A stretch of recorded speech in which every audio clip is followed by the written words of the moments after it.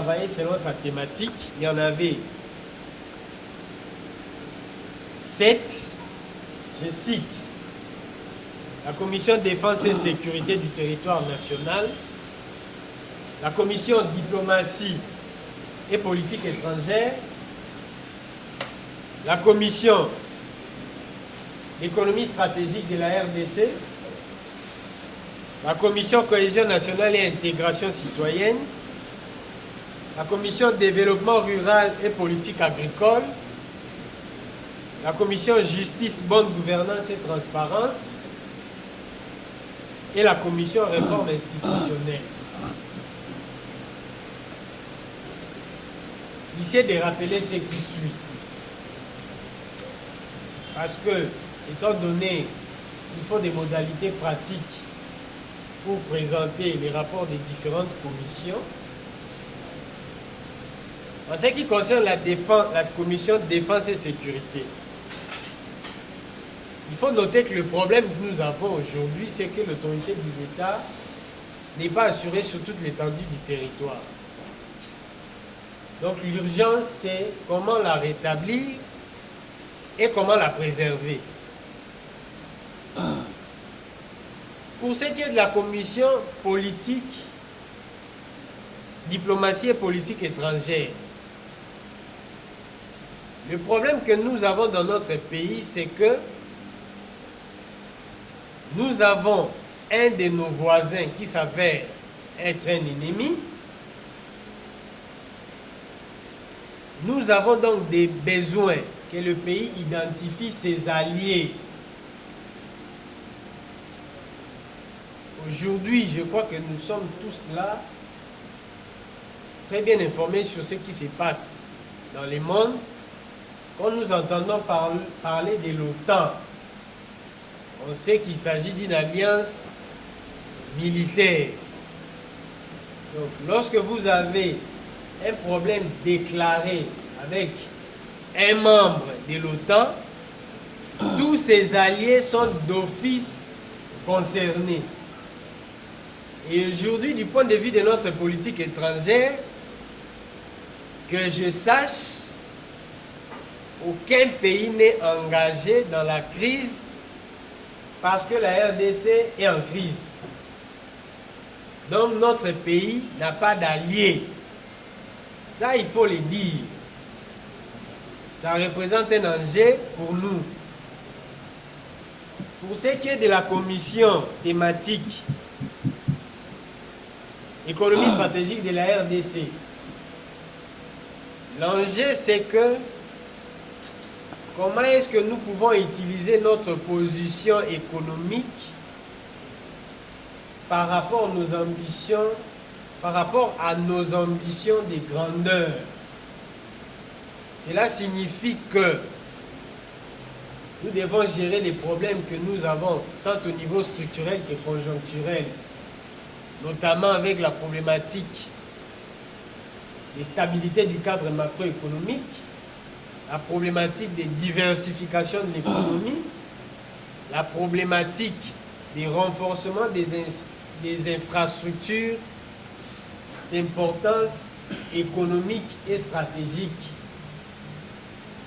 Pour ce qui est de la commission climatique cohésion nationale, l'enjeu est qu'aujourd'hui, on voulait nous vendre par certains qui sont soit mal intentionnés ou moins informés, nous vendre un prétendu débat de stigmatisation de nos frères qui sont swahilophones à Kinshasa. Il me semble que nombreux sont des Congolais qui ne valident pas cette assertion. Mais le simple fait qu'un Congolais pense de la sorte signifie que nous avons besoin de renforcer notre cohésion nationale. Rappelons que nous sommes une nation composée de plusieurs ethnies, donc nous avons besoin à tout moment de cimenter cette cohésion nationale à chaque fois qu'elle serait sujette à des perturbations. L'enjeu avec la commission développement rural et politique agricole, nous sommes disposés à faire comprendre à notre nation que la RDC peut bien nourrir ses ambitions de grandeur, ne serait-ce que par son potentiel agricole. Mais cela passe nécessairement et substantiellement par un développement durable qui commence par faire comprendre à nos populations en milieu rural qu'ils peuvent apporter au pays sans nécessairement quitter les milieux ruraux. Il faudra donc une politique qui révalorise notre milieu rural. Il faudra que chacun de nos compatriotes qui se trouvent en milieu rural se sentent importants, notamment par la disposition des services publics adéquats, des infrastructures, des établissements de santé et des établissements d'enseignement, des voies de desserte agricoles qui devra s'inscrire naturellement dans le cadre d'une politique agricole bien raisonnée pour faire avancer le pays dans ce sens. Pour ce qui est du secteur de la commission justice et bonne gouvernance, il y a la nécessité de rassurer et de renforcer l'indépendance judiciaire. Cela a été souligné par la commission irrélative. Notre gouvernance a besoin de renforcer les capacités de nos compatriotes qui sont dans l'administration publique, et il faudra nécessairement insister sur la transparence, ce qui nous permettra de lutter aussi contre la corruption, parce que la transparence peut en elle-même réduire toute tentative ou toute attirance, si je dois le dire ainsi, à la corruption. Et ce qui est de la commission réforme institutionnelle, la réflexion a été faite de façon courageuse, sans aucune mauvaise interprétation.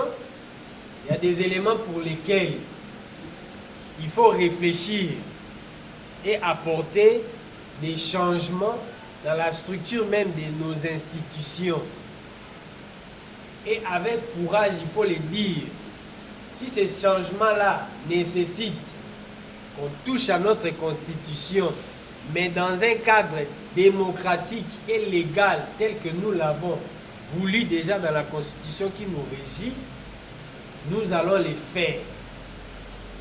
Mais tout en gardant à l'esprit que toute la nation en ces moments-ci n'a qu'une seule urgence, c'est la problématique d'insécurité à l'Est.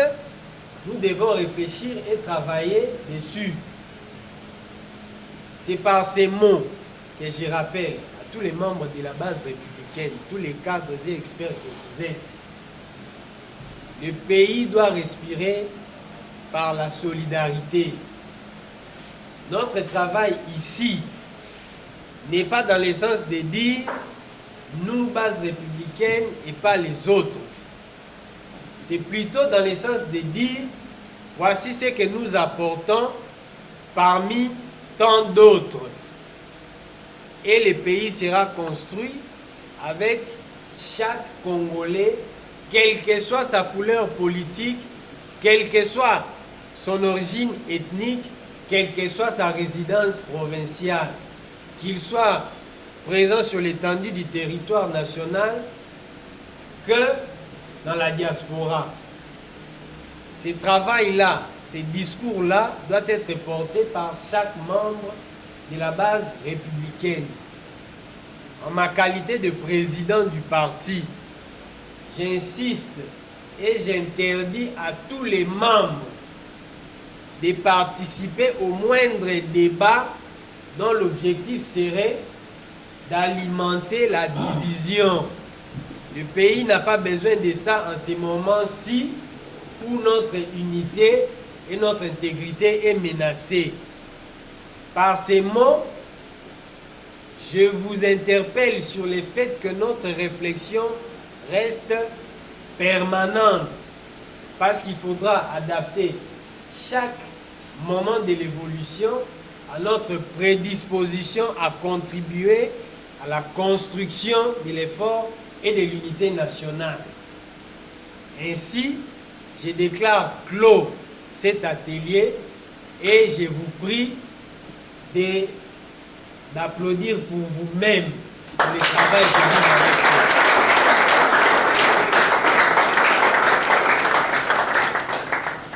Je vous remercie.